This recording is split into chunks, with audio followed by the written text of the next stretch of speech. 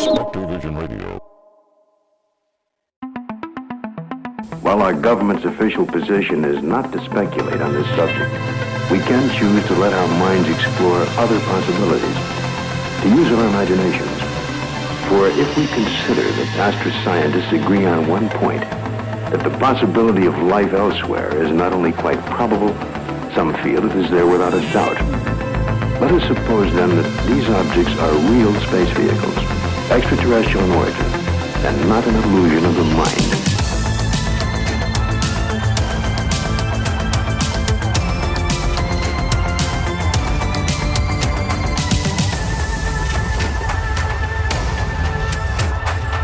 This is Somewhere in the Skies with Ryan Sprague.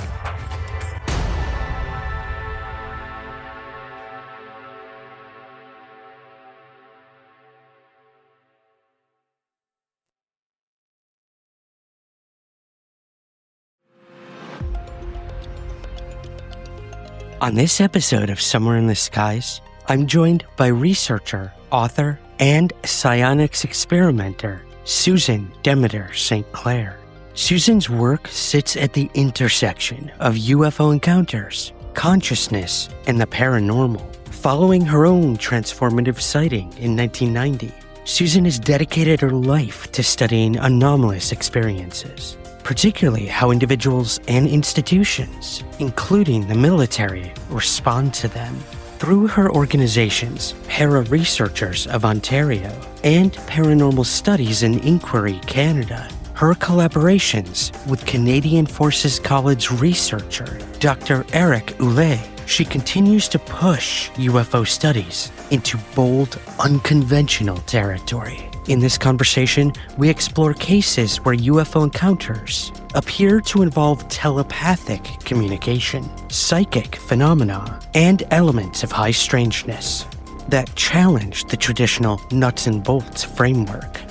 We examine how these experiences deeply impact witnesses during and long after the event, and whether the true nature of the UFO mystery may be far more intertwined with consciousness and the paranormal than we ever could have expected.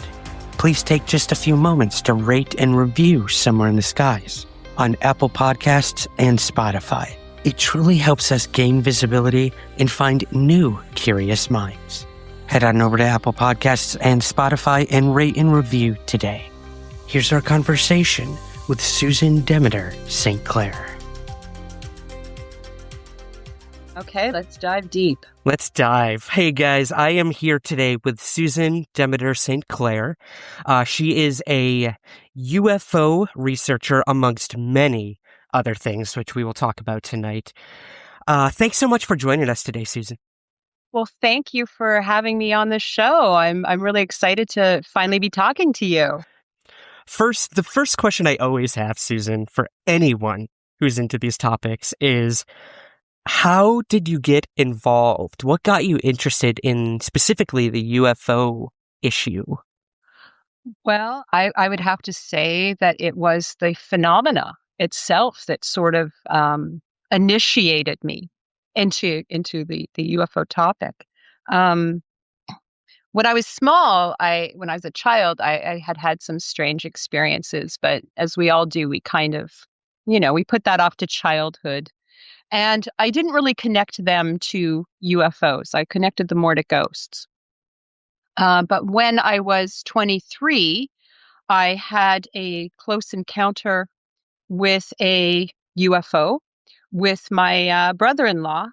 And being a young adult and having another witness there, that really is what I'd like to call it an initiation, because that was the moment that really propelled me into this sort of study and research. And I've kind of been on it off and on ever since. Mm-hmm. But I would say it was being a personal experience. That prior to that, I mean, I had a basic interest like anyone else, maybe through pop culture. I had seen Close Encounters of a Third Kind, which is a great film. Yes, we will talk about that later. Yeah, E.T. and all these fun things. But I wasn't really into UFOs at that point. Like, I didn't really know too much about the subject. And Uh, this initial experience, where did that happen, if you don't mind me asking? that happened in Toronto. At the time, I was living on a 10th floor condominium, and it was rather late at night, and I was with my husband at the time and my brother-in-law, and we were watching an Elvira, Mistress of the Dark film. Mm. And I'll never forget that because this experience was so burned into my mind. And it was getting late. And at the time, I had like sliding glass doors onto this 10th floor patio, and I had two very small children with me at the time. And I was in the habit of locking those doors before I went to bed every night. And so as the movie was ending, Elvira, I got up, and it was about 1 a.m. And it was a weeknight too. I think it was like a Monday night. And I walked over to the sliding glass doors, and I noticed this large red sort of light hovering out over by the nuclear plant in the Pickering Nuclear Generating Station on the north shore of Lake Ontario, which I had this clear view of. Uh, and and it just struck me, and I thought at first, is this a reflection from the television off the glass? Because it was just such an odd thing, and I realized no, it was something out there. So I went out onto the patio, onto the balcony, and I was staring at it, and I realized there's something really strange about this. I could not comprehend what I was looking at. It was so weird. And I called out to my brother-in-law. Unfortunately, at this point, my then husband was fast asleep on the couch. He had fallen asleep during the film, so he briefly recalls hearing me yell out, but didn't come out, and he to this day regrets that he never did. Mhm. But my brother-in-law came out, and we were looking at it, and I was saying, "What is this?" And discounting things in my head, like this is not a plane. This doesn't have flashing lights. I'm not hearing sounds. Like what is this giant glowing red, sort of octagonish shaped thing? Mm. And my brother-in-law said to me, he was the first one who said, I think that's a UFO. And it just like it kind of we both clicked, and we were like kind of freaking out and holding each other, and there was like Yeah. goose flesh and all that. And I turned around to him, and for whatever reason, and I don't really 100% know why to this day, I said, they know we can see them. And at that point, it sort of almost imploded in on itself into a smaller red ball of light that was pulsating, Mhm. and it shot straight up into the sky. And we were floored. And I didn't sleep that night. We sat up, and we just kept talking it out, and like, what was this? I remember looking at the street. There was a single car driving by, 'cause it was very late at night. And I was thinking maybe this guy saw it too. I was looking in the papers. I didn't know who to call. Um, but I called my dad, and my dad was a scientist, and he was a pilot. And I called him up, and I told him what happened. And I said, I saw this UFO, and thankfully I had him in my life, because he said to me, if you say you saw a UFO, then that's what you saw. So there was no ridicule there. And then he told me about his own UFO experience from the 1950s, which I hadn't known up until that point. Oh, wow. Yeah. So your initial experience opened up the floodgates, as it were, to past experiences. That's amazing. Yes, yes. And it was really amazing. And but I didn't know, I wanted to find out more information. I didn't know who to contact, and I really didn't know anything about the topic per se. So I went to the library, because this is pre-internet days, Mhm. and I took out some books, and they were from Dr. Hynek. And I thought, okay, here's a scientist, and he sounds reasonable. And there was a little contact information at the back. So I wrote a letter to Dr. Hynek. At this time, I had no idea he had already passed away.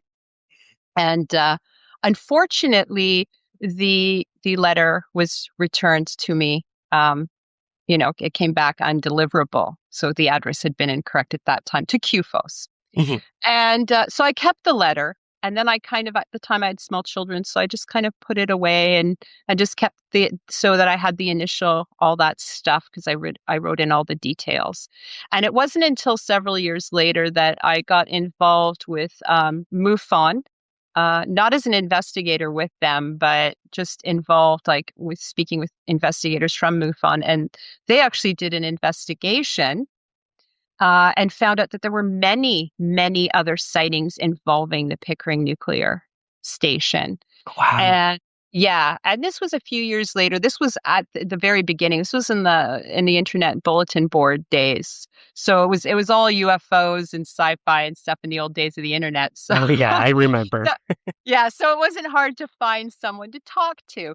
And so they did the investigation, and that kind of whet my appetite more or less, to start looking into things. And I had a girlfriend of mine was at the time really interested in these spook lights that were in Ontario, up near the Peterborough area of Ontario. And we just started investigating them. And I was talking to different people, Ted Phillips, the famous, right hand there of Dr. Hynek. He was very helpful to me. And this is back in the 90s. And it just sort of, it started snowballing from there until I'm at this point now. So quite a large portion of my life now has been dedicated to UFOs, but that was the first experience, and that was really what I would say my initiation into the topic of UFOs. Wow. I got chills a little bit, only because A, the nuclear facility sightings always give me chills. Yeah. But B, how much your initial experience sort of mirrors my path as well, in terms I'd of... love to hear more. Yeah, definitely. I had Yeah. a triangular sighting at the age of 12. This was also off of, basically Lake Ontario, in upstate New York. This was in the St. Lawrence River area, of the Thousand Islands. I saw a triangular formation. This was back in 1995. And, very similar. I didn't see any sort of blinking lights. It was very stationary over my head. It was coasting over the water towards your neck of the woods, heading north to Canada. I screamed for my father to come out. He sees the tail end of it, says it's a plane. But I knew differently, at that point. It was directly over my head when I first saw it, making no noise.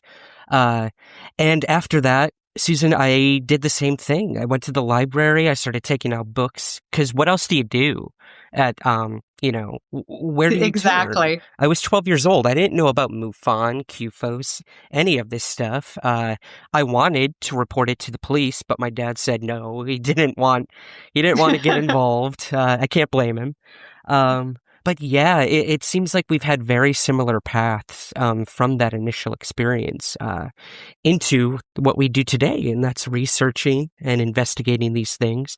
Now, I know you said you were not a official MUFON investigator, but you did personally research a very compelling case out of Cape Croker, Ontario. And I know the witnesses would like to remain confidential, but would you mind giving us a little taste of what this case was that you investigated, having to do with the idea of high strangeness? And we'll talk more about that after, but I would love to hear more about this case if you wouldn't mind sharing. Oh, absolutely. But just very quickly before we get into that, I'm just going to, because of your own experience, I'm going to relate something to you. So get prepared to be chilled again. Ooh, okay. So I had started investigating and not really affiliated with any group. I more or less started my own little kind of group of people that were loosely doing their own thing, and we were researching together these spook lights. But over time, I started getting more involved and to be honest, disheartened with some of what was going on in the greater ufology, all the egos, and everybody knows, Oh, yeah. these experts. So I became quite disheartened, and I ended up joining a skeptical organization, which was Skeptics Canada. So I was kind of being driven to that point until a fateful day in 2001, where I was not investigating anything. I was out with a friend. I didn't have a camera, and I didn't even have a cell phone at that point. This is 2001. And we were walking along this pathway in Ajax, Ontario, along the lake. And I don't know if you can guess what's coming next, but there was a UFO experience, and it involved a diamond-shaped craft at very close range. And seeing that, it just totally radically changed my mind. Yet again, I couldn't be a skeptic anymore. Even though these people were great, and I learned a lot from them in other ways, how to find frauds and sleight of hand and this kind of thing. I could not be a skeptic anymore. So again, another initiation, another guide path. But when you were talking about your triangle, that just brought that right back to me. And it looked like a spaceship. It was very close range. I was quite much older at that point, closer to my earlier 30s, and it blew me away. And at that point, I couldn't go that skeptical path. I knew that there is something out there that we just don't understand. It's not of our known reality at this point. Wow. Yeah, I mean, and no one can blame you for taking the skeptical route. I think, first of all, skepticism is essential in what we do. We have to remain grounded. We have to rule out every possibility. And the job of a UFO researcher is to try to find a prosaic answer. That's what we want. When there's nothing left, then that's when we truly have an unknown. So, wow, you went from believer to skeptic to believer again. I love it. Exactly. So now back to Cape Croker, which is it is an Aboriginal reservation that's about 2 hours north of Toronto. It's in an area near Wyerton. I don't know if you're familiar with our groundhog, Wyerton Willie. It's up near that area of the province, up near Lake Huron. And they had contacted me. They had family visiting, and some of the family they were outside and they were having this bonfire. This was during a celebration, a festival, powwow over a weekend for that.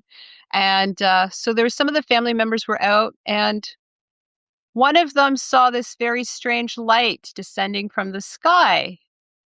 And then the other family members that were sitting around the bonfire also were drawn up to look. And what I mean by drawn up is they all heard a voice in their head simultaneously calling out to them to look at these lights.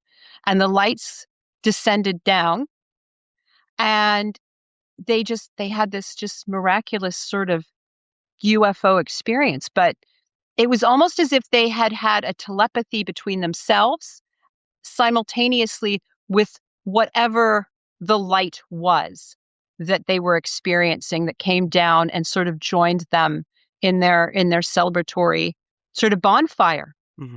So to me, these are the types of cases that I am truly interested in. And when I was able to talk to the witnesses, I was able to find out some more personal details about them that was suggestive to me that this UFO was probably very symbolic and unique to their family and reservation circumstances at the time.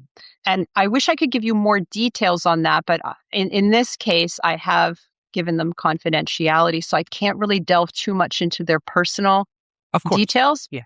But it's almost as if, and this is very Jungian, that the UFO was symbolic to their circumstances. So it had a very synchronistic sort of meaning to them, which I found very interesting. And I'm sorry to interrupt. When you say Jungian, we're referring to Carl Jung, correct? Yes, the father of depth psychology. Yeah. Okay, and so what you're sort of saying is that whatever they were seeing, was parapsychological in a sense, but also related to their social anxiety at the time of what they were dealing with. It was related to their personal circumstances, I believe. So yes, there is a symbolism there, much like yeah, I didn't realize it at the time, but that first UFO that I saw was a glowing red, pulsating, shaped like a stop sign. It was octagon, but it didn't really click into my head at the time that what I was seeing was almost like this giant stop sign in the sky. And then later on, when I started thinking along these terms, I was able to kind of relate that there was some symbolism there, perhaps for me personally. Interesting. So, Yeah. almost what we're perceiving, the shape of it, the size of it, the luminosity of it, could be directly correlated to our own perception of what we either want it to be or something we might be dealing with in our own lives. God, this is. Yeah. We will Or dissect this more symbolic. for sure. Yeah. Yeah. Absolutely. Wow. Um, so that was the Cape Croker case.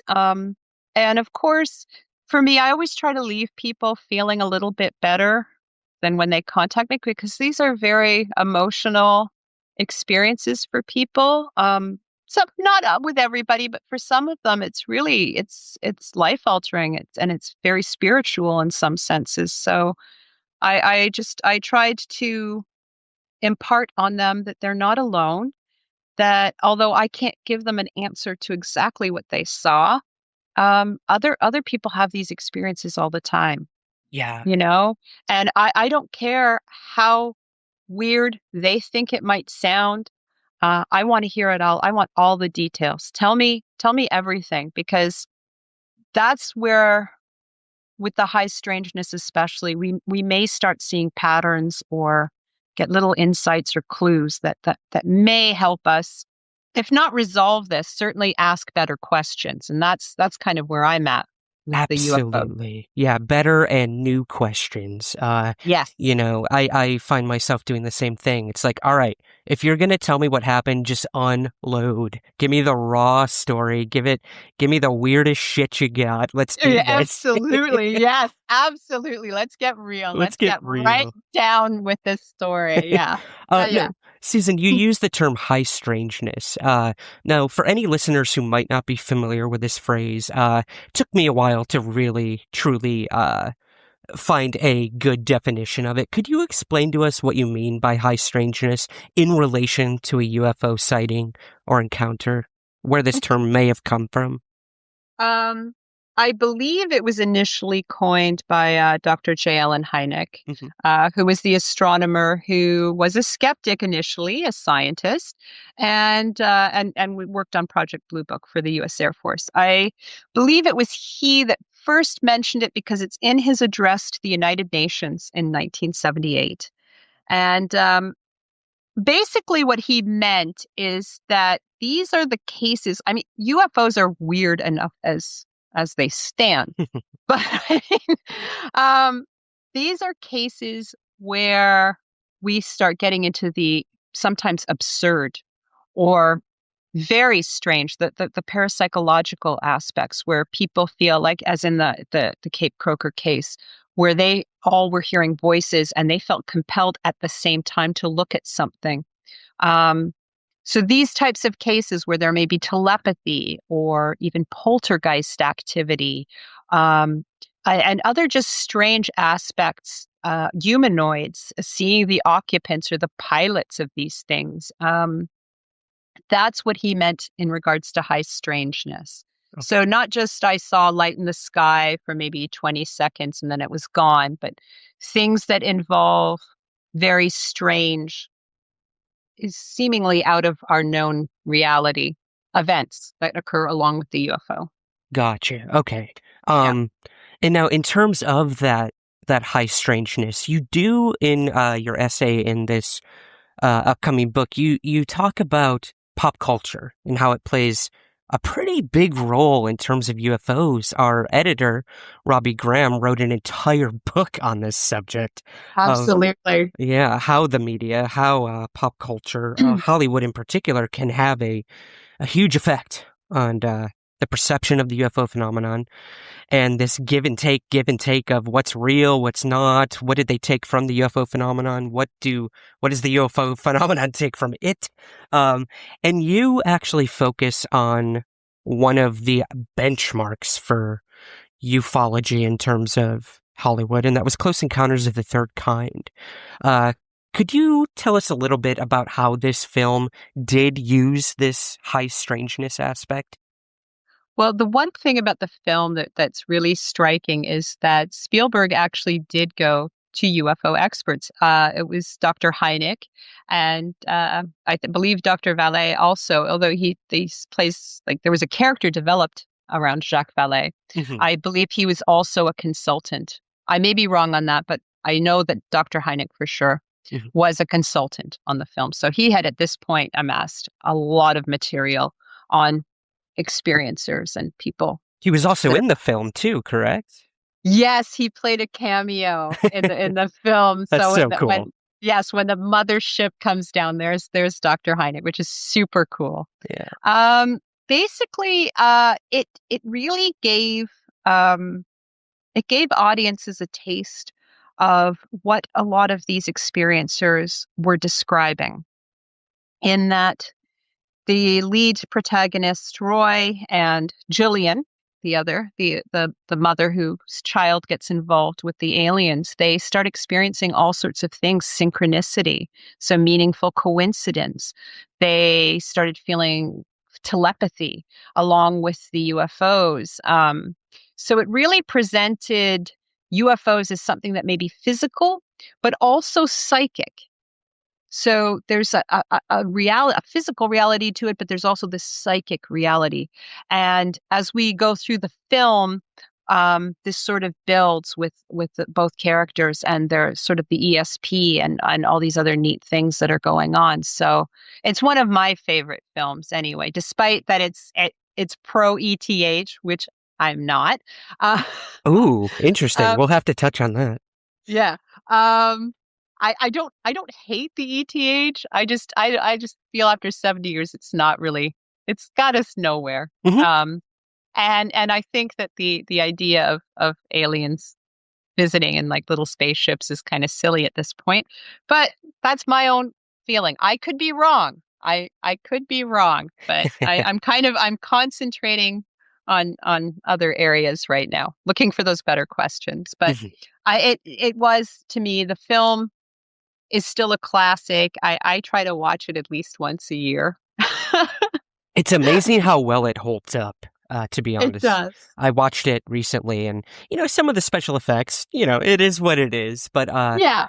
the entire, narrative of the story and the research that went into it is fascinating. And even at that time that they were thinking about high strangeness or the psychic aspect of a UFO encounter is amazing.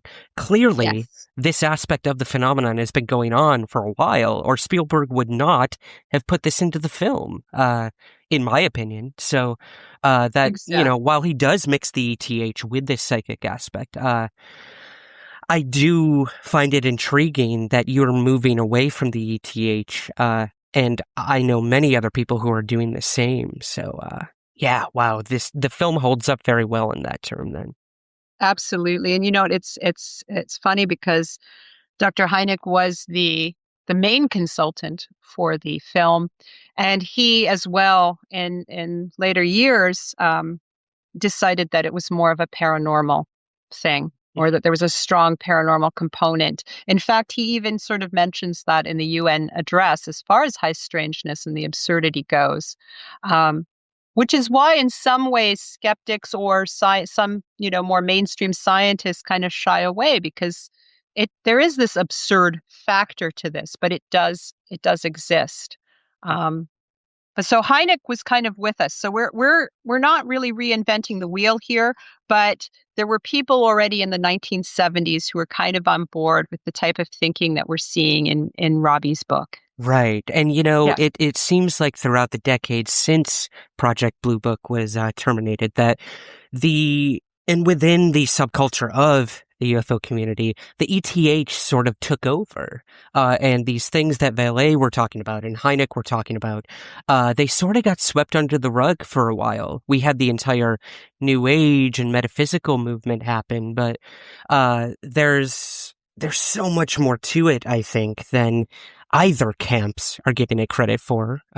Whether you're a nuts and bolts scientific ufologist or a metaphysical experiencer ufologist, there is that middle ground that I think is so understated, and I think it is making a comeback right now. And like you said, we're not bringing forth new concepts. We're only bringing them back into the focus and trying to build upon them.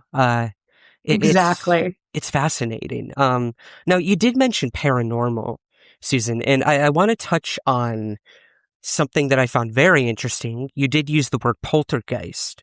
Hmm. And I know we have so many connotations to this idea of a poltergeist being connected to young women in particular. This isn't always the case. But you did research about a young girl who was 12 years old back in the 1950s. Would you mind touching on this case in terms of what this girl experienced with the UFO phenomenon? Oh, absolutely. And now what's interesting with her is I was able to do an in-depth interview with her. And this was not her first experience. She did have an experience at an even younger age. I think she's around 7 or 8 years old, where she saw what she perceived as little elves driving cars down the street. Wow. Okay. Yes, and I thought that immediately when she told me that, I jumped immediately to Jacques Vallée's idea of passport in Magoni, Yes, the and folklore aspect. the folklore aspect. But when she was 12, she had an experience again where she was. It was late at night. They were living at the time in Port Dalhousie here in Ontario on the South Shore, overlooking Lake Ontario, and she was compelled to look out the window. This was late at night. She was woken up, and she looks out the window and she sees all these lights over the lake, sort of coming in and out of the lake, and they're just like the sky was filled, and she was so overwhelmed by this, and she tried to wake up her family, but they wouldn't wake up, and that in itself is something else that's very interesting. And she did. She told her family all about this the next day. And again, the following night, the same thing happened. She gets up and she sees these lights, these balls of light that are all like within this area of the lake. And of course, we know through other work that the lake is a hotbed for Hmm. UFOs going way back, long before the airports. Um, and again, she tried to wake up her family, but they would not wake up to view this. And this was something very profound for her at the time. And interestingly enough, in 2007, she also saw a triangle UFO much later. So you can imagine she had these experiences when she was a child, Right. and then later as an older adult with three other witnesses, and saw this triangle. So again, someone who has had more than one very strange experience, but that was an interesting case to me. And I thought, it's very difficult now because, of course, we're talking 1954 is when this happened. But it would have been interesting at the time to maybe look at the dynamics of what was going on in her own life and in the household and the family, and see if there was anything maybe symbolic to her in regards to the UFOs appearing all of a sudden. What was going on in her life? Was there something that she couldn't express? Which is what we parapsychologists think in regards to the poltergeist. It's one working hypothesis that people have these things going on, these anxieties in their lives, and they're not able to properly express them. So they become expressed in the outer world as PK or a poltergeist. So knocking on the walls and other strange kind of crazy stuff like that. Which, if you look at poltergeist cases and some of the patterns within them and patterns within UFOs, there are some similarities and commonalities in there, which I touch upon, I believe, in the essay. Yeah. Would you care to maybe give us one or two of those connections that you think might connect UFOs with poltergeists? Hey guys, Ryan Sprague here from Somewhere in the Skies. The podcast has always been and always will be completely free for you to listen to. But creating it every week takes a lot of time, research, and resources. And to be honest, it's just never been free for me to create. That's why we built a few simple ways for you to help support the show and keep it going strong. You can join us over on Patreon or through Apple Premium. Both offer the same awesome perks. Ad-free episodes, early access to new content, exclusive bonus shows, and even priority to ask our guests your listener questions. It's a quick and easy way to support what we do for just a few bucks a month. And right now, you can even try Patreon for free for a week to see if it's right for you. To learn more and to join, head over to patreon.com/somewhereskies. That's patreon.com/somewhereskies. Or hit that subscribe button right at the top of your Apple podcast feed. Thank you so much for listening, for supporting, and as always, keep looking up.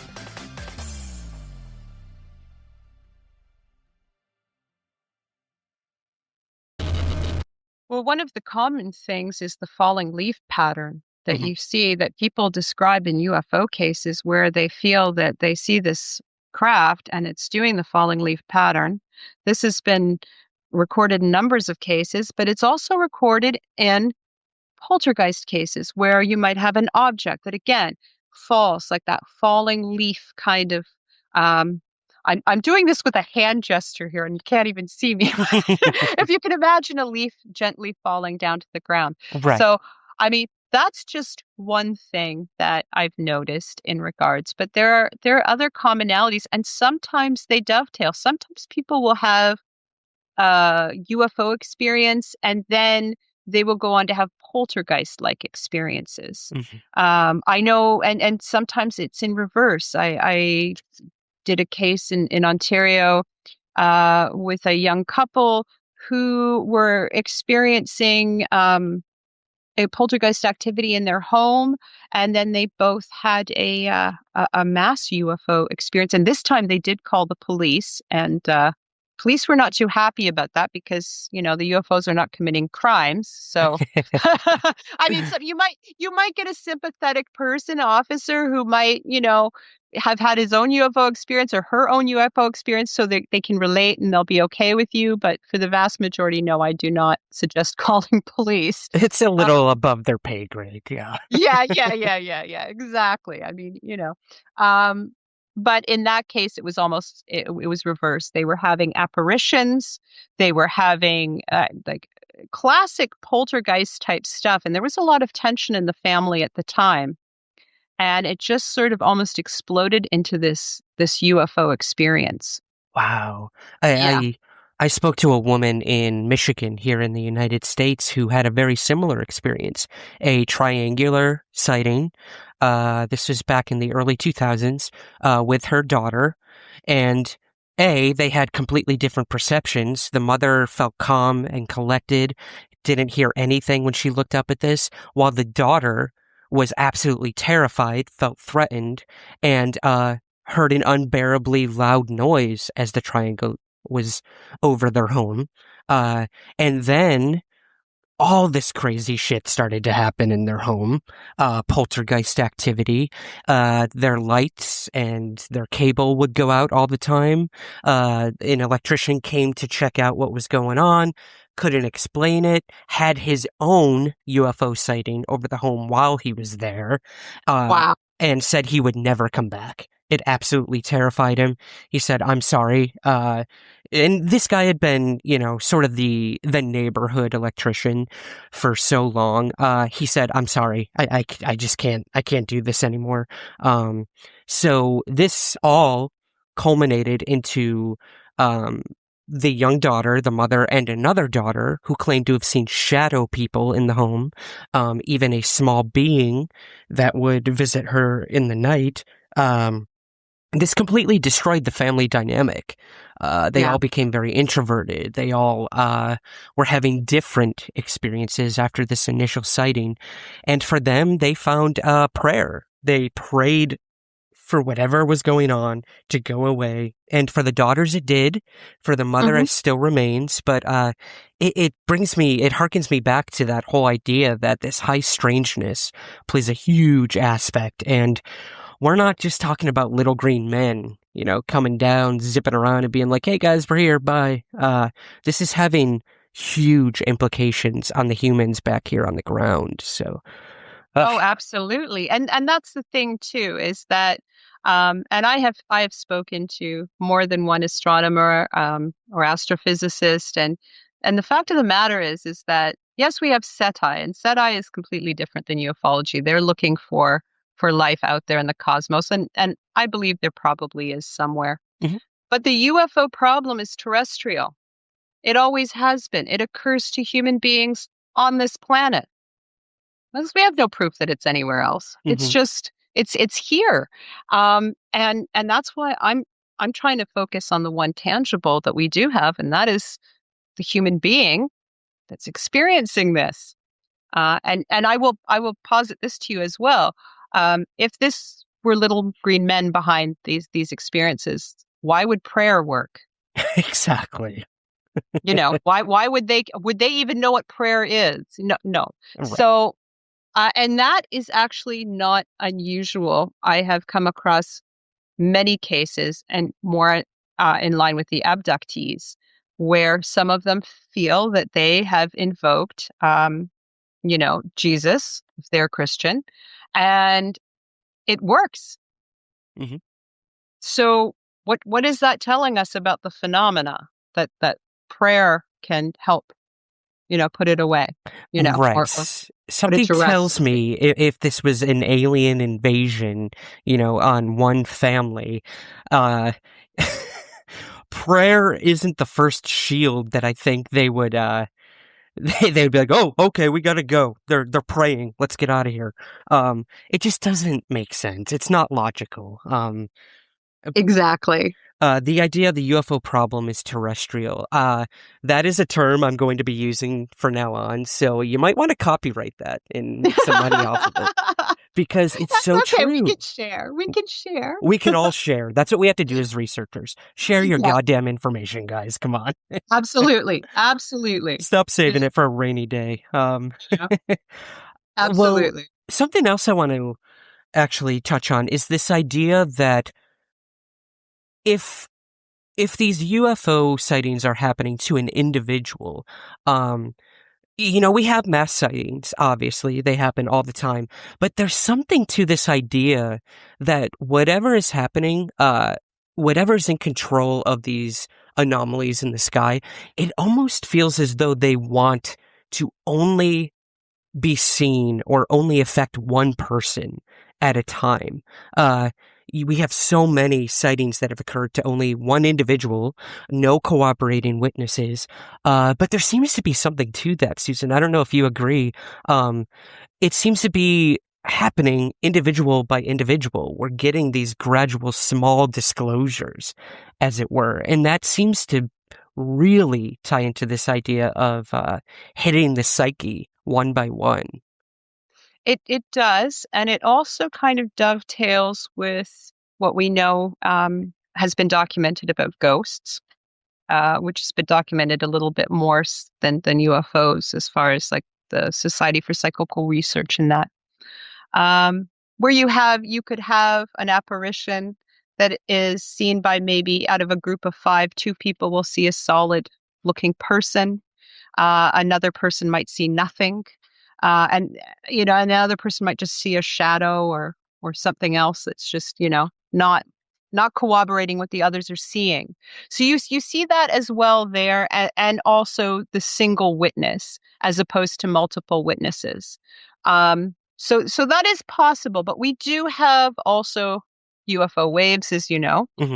And one of the things that I've been doing and concentrating on with my collaborator, Dr. Eric Willett, who wrote the book Illuminations, Yes, is yes, yes, yes. yes, is how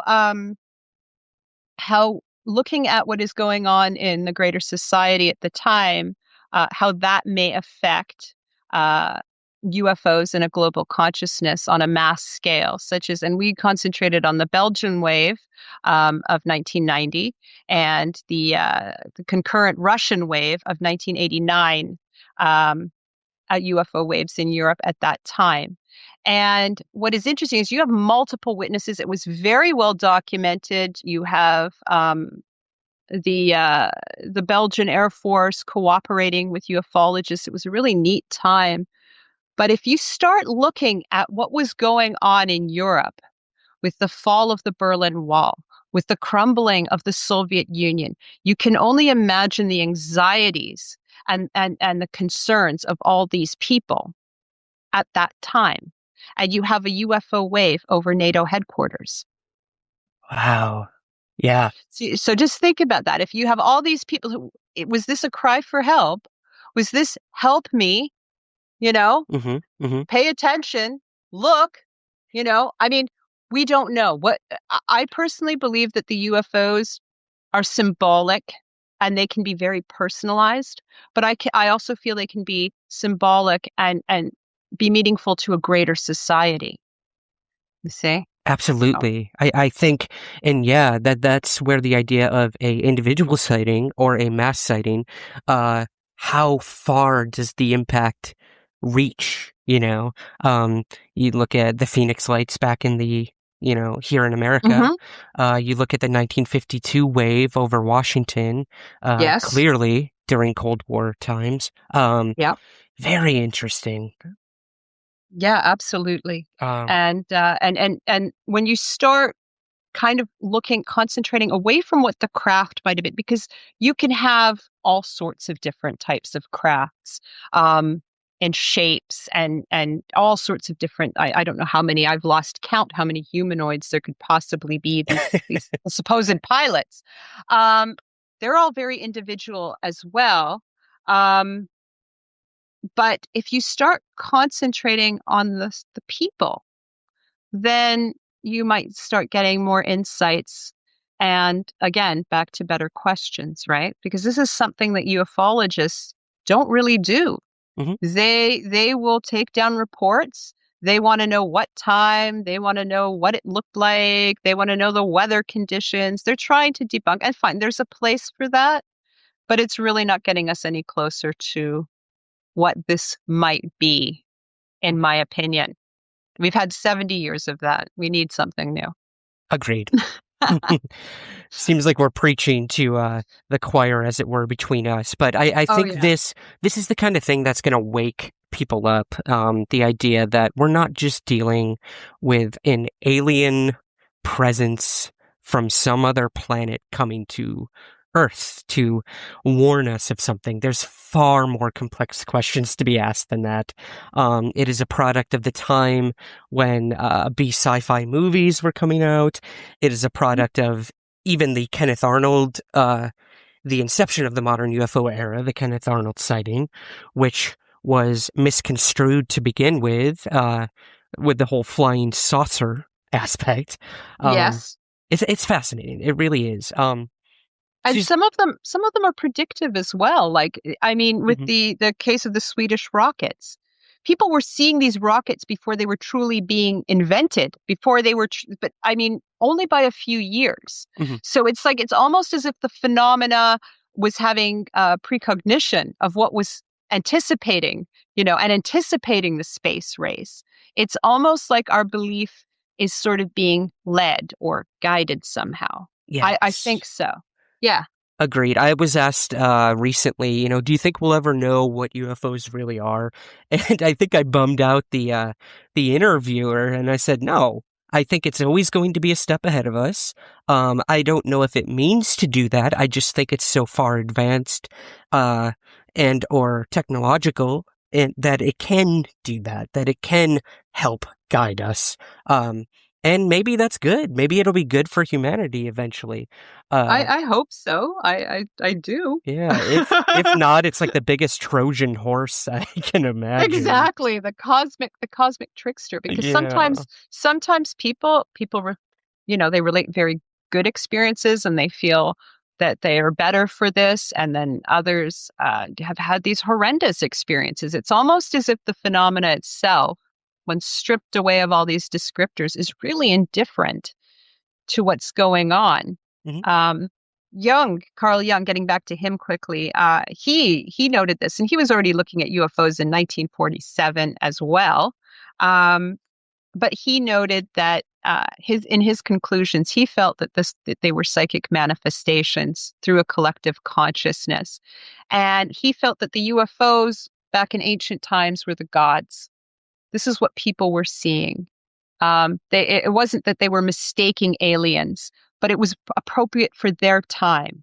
And they were seeing gods in the sky. And now, just prior to the space race, we're seeing spaceships. Right. We're being almost guided and driven to look beyond this planet.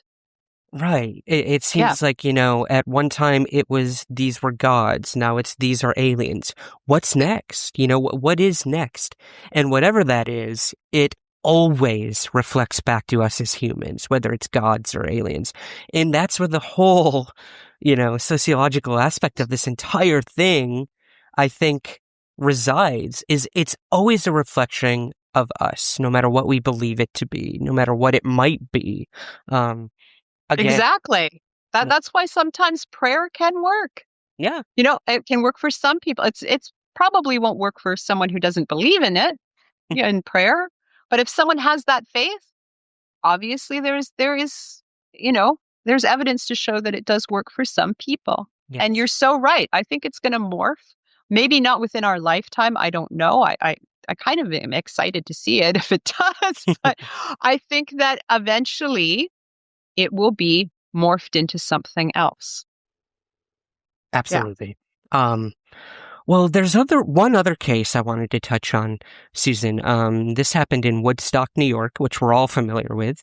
Would you care to tell us a little bit about Scott Rogo and this amazing story about this young couple?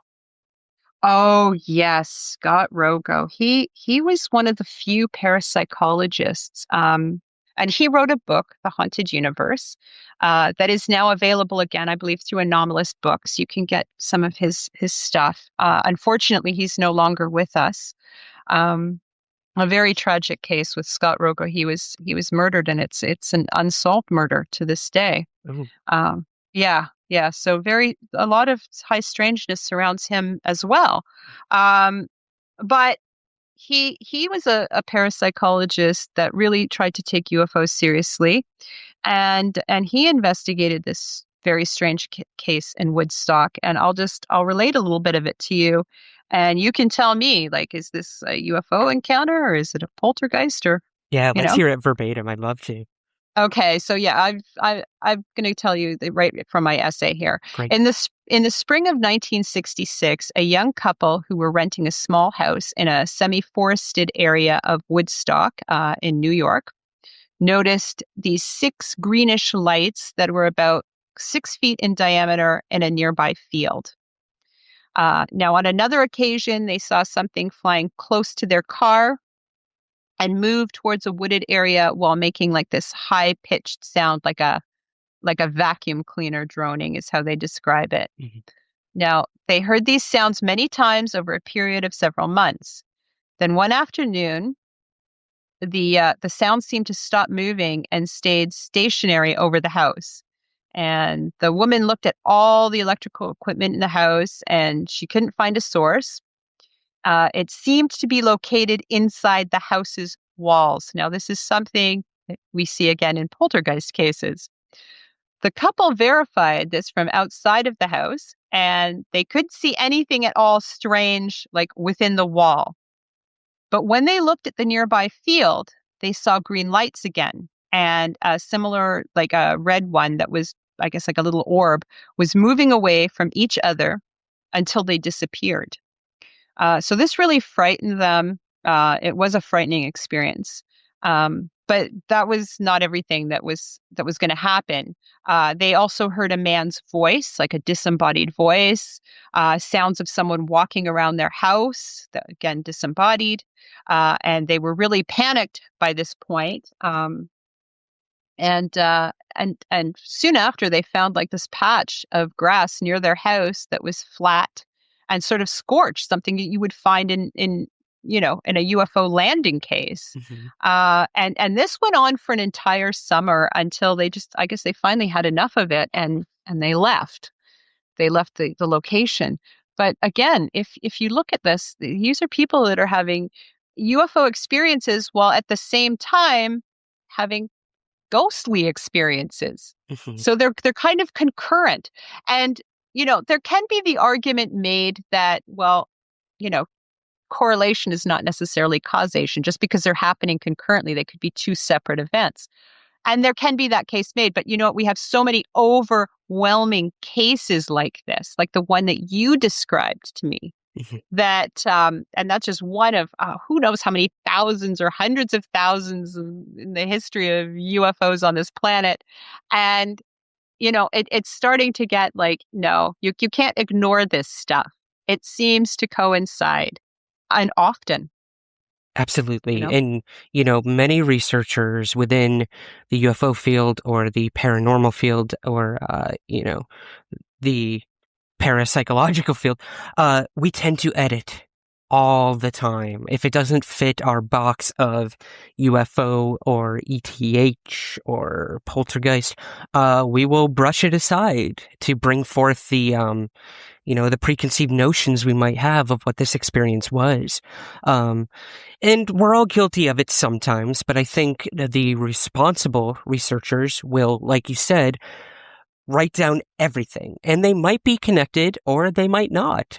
Who are we to say? But I think by editing from the start, we're already doing poor research. We're already, tainting the experience, as it were.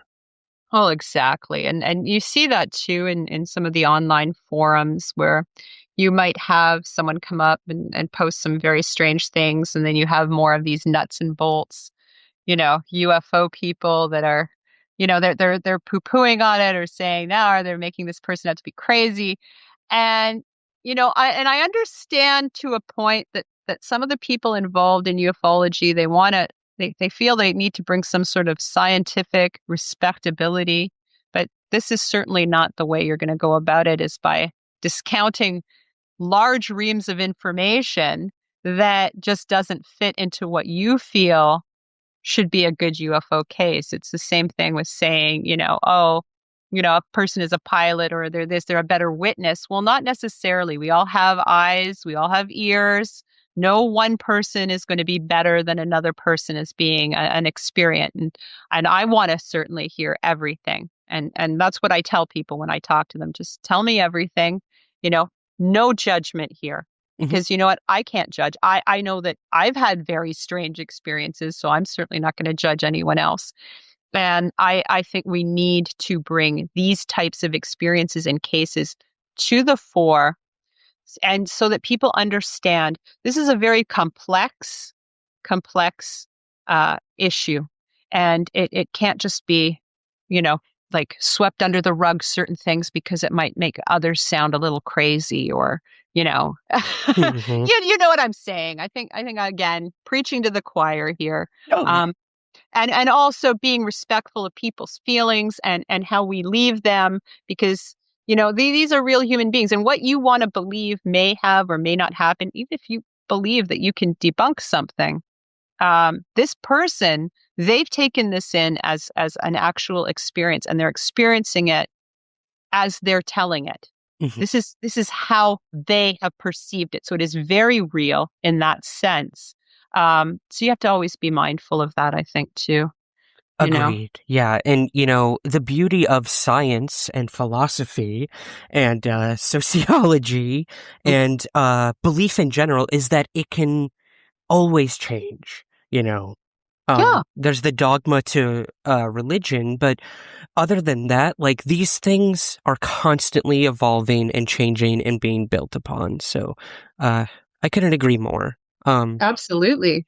In terms of researchers, Susan, are there any individuals who really inspire you, or anyone you could recommend to our listeners to check out in terms of like what you're looking at currently in the UFO study? Um, Currently, my two, I guess, main inspiration points are going to be my friend Dr. Eric Willett and my colleague, who I helped with his first book, Illuminations. I did the editing on it, and I did some of the background research.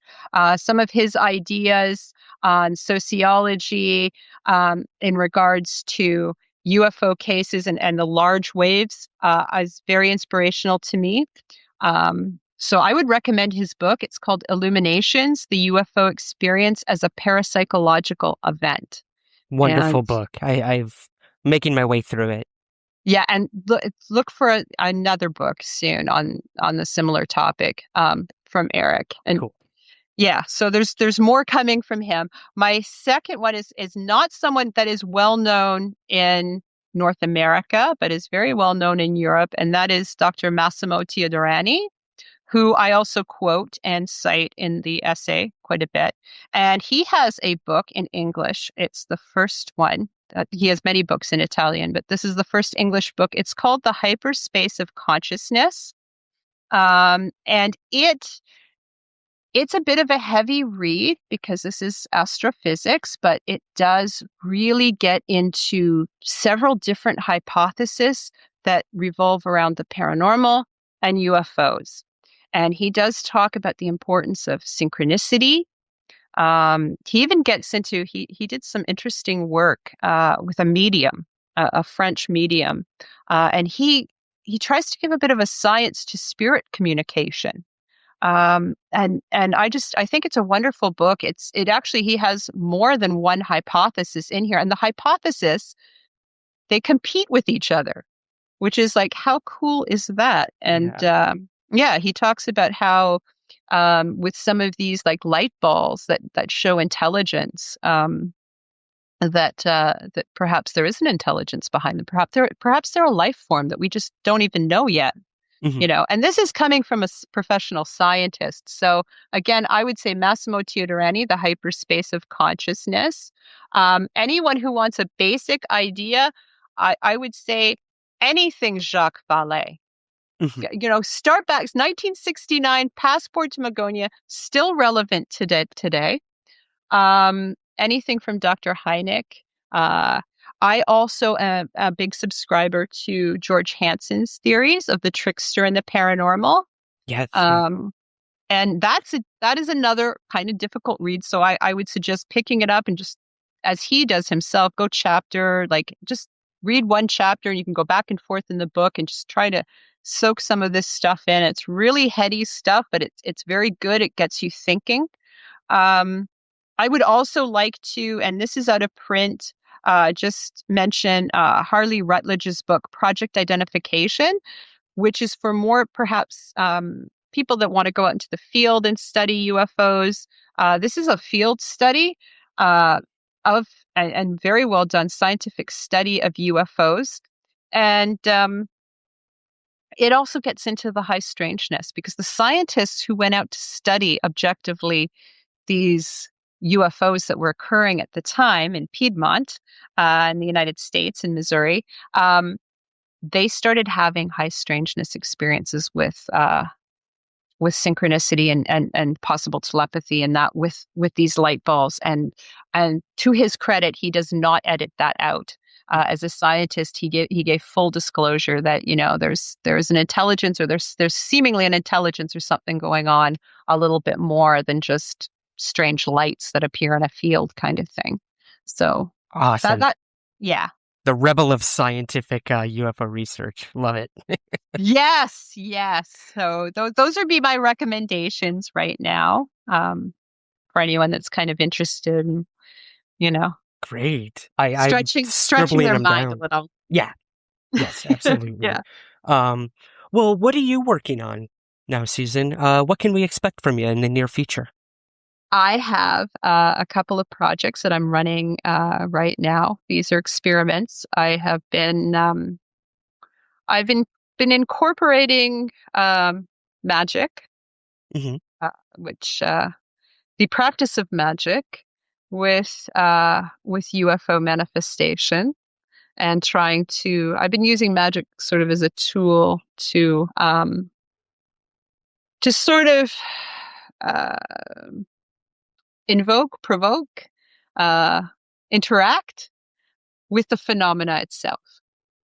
So I really can't get into too much details. I'm collaborating again with Dr. Teodorani on that, on one of the projects, and I have a group that's another group that's doing a project that is inspired by, I don't know if you know the work of the Owens and the Philip phenomena, which was a ghost that they tried to create in the lab here in Toronto in the Yes, I remember hearing about that. Yeah. Yeah, so I was inspired by that to take some ideas and formulate some experiments, which I am doing currently. Uh, Wow. and that hopefully will be the basis for a book, a forthcoming book on UFOs, magic, synchronicity, and the phenomena. I hope so. My God, that sounds extremely compelling. Yeah, and it's interesting because Greg Bishop is working on similar stuff, and we were working on these things, and we had not met at that point, Mhm. and touched base. And it's interesting that we kind of just started doing these things at the same time. So maybe the UFOs are guiding us down that path of phenomena. It's very possible. Yeah. Yeah, Greg's a yeah, great guy. I couldn't think of a better person to be connected to in terms of his co-creation hypothesis of, like you said, are we manifesting the phenomena somehow, or are we, in tandem with it yeah. on either end of the spectrum? It's very fascinating. Um, Exactly. And if it is an intelligence, is it giving us um is it giving us like sort of what we need or what we can comprehend or cope with? Um, and that is what it's pooling from. Is it pooling from the greater collective unconsciousness or from ourselves? You know, and creating these experiences and that we can comprehend where it's something absolutely different.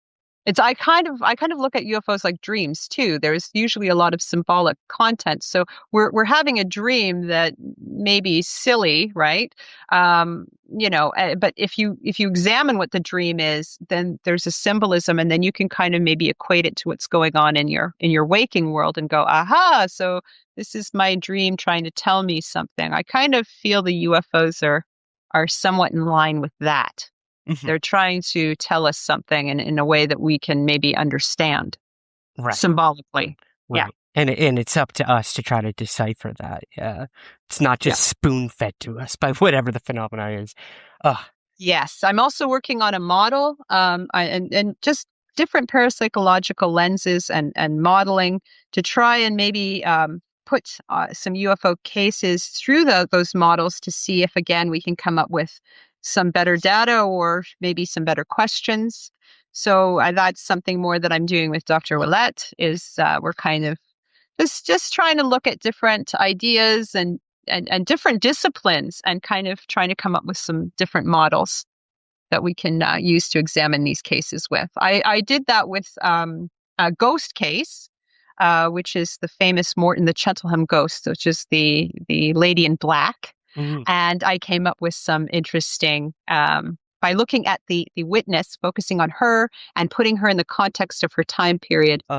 One of the last questions I want to sort of get at with you, Susan, is there's this so many years of the term UFO, which we all know stemmed from the government. It was Mm-hmm. part of Project Blue Book, but we have this new term sort of insidiously creeping in, made sort of mainstream by Hillary Clinton at one point, and that's UAP. But it's been around longer than many people think.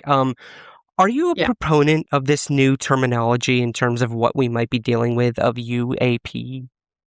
Um, Again, with UFO and UAP, to me, I'm really a fan of neither of these terms. They're too descriptive, in my opinion. UAP first actually came about, I believe, in the mid 90s. Again, it was a government term in a booklet put out by the Ministry of Defense in the UK. And I think that's the first place that I saw it. And then later, I believe it was Ted Rowe of NARCAP who really said, no, we're going to push for UAP. And it is better than UFO, but I feel that I prefer personally to, when I think about it as phenomena. It is the phenomena.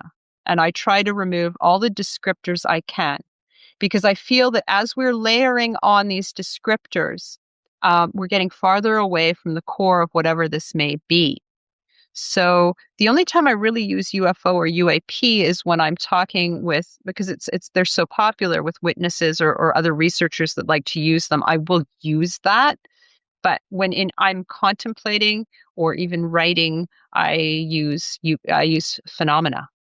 That's Just the phenomena, because we don't know. And again, they're not always flying. I was just going to say, they're not always in the air. Yeah. Exactly. And UAP might be okay for a section or small view of the UFO phenomena, where you might have like these light balls. Sometimes they follow aircraft in that, which is something that NARCAP deals with, is pilot sightings.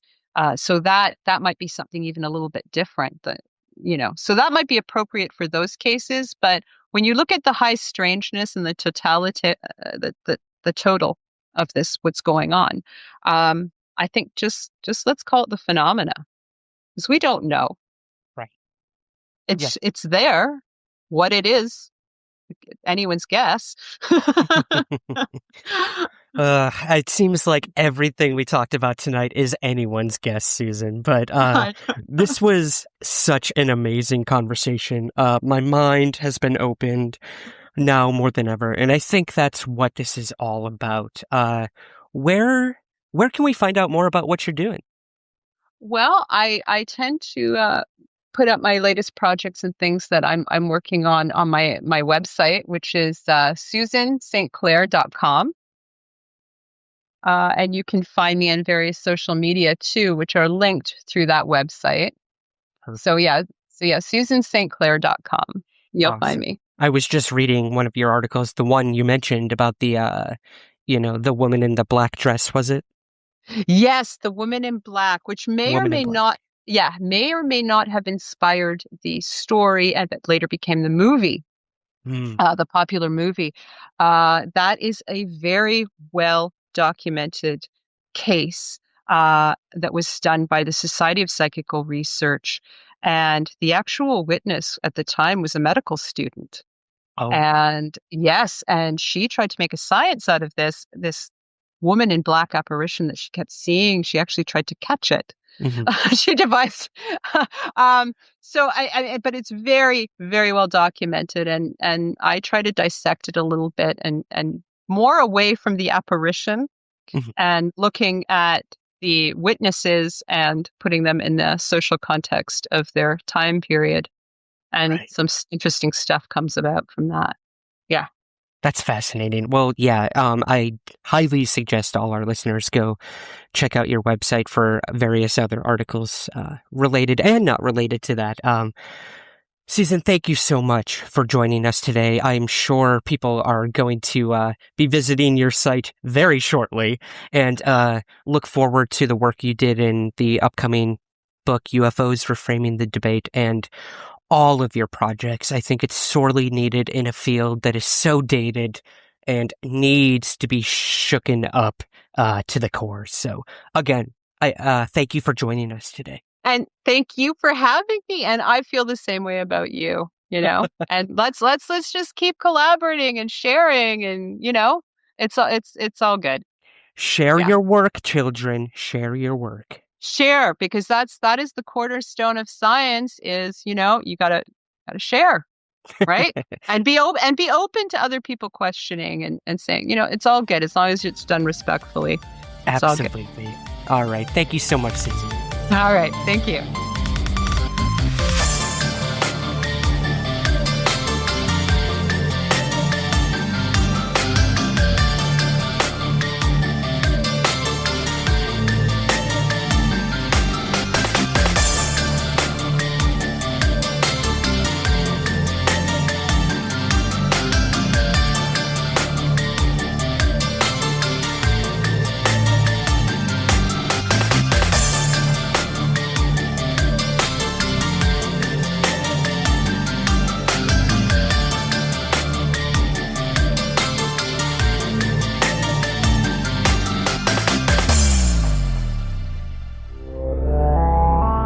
Spectrovision Radio.